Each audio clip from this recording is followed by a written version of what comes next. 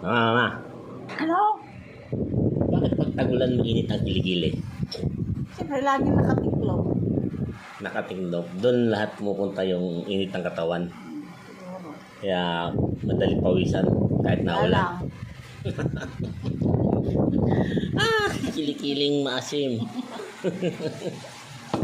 Mama, part 2. Bakit ang kilikili lagi mainit? Siyempre, malakas pumutok. Ano yung bulkan? Malakas ang putok. Kaya siya mainit kasi Malakas wala. pumutok. Kumukulo. Pumutok. Part 2 lang po yan. Mama. Ano na naman? Part 3. Kilikili ulit tayo. Bakit ang lalaki kadalasan may mga balahibo sa kilikili? Oh, Eh ano naman sa babae? simpleng sagot. Eh di balahibo mo rin. Parehas lang. Ano yung balahibo? Parehas lang daw mga paps.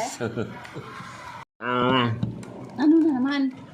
Bakit may mga kilikiling nililibag? Ano? Kulang nga yung paligo. Yeah, kulang sa paligo. Kuskusin kasi para walang libag. Part 4. Thank you. Mama. Ano? Part 5. Kilikili ulit.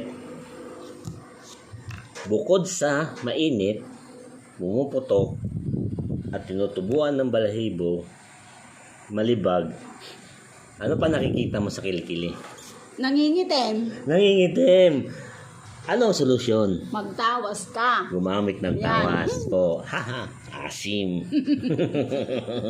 Tawas po ang solusyon. Okay, thank you.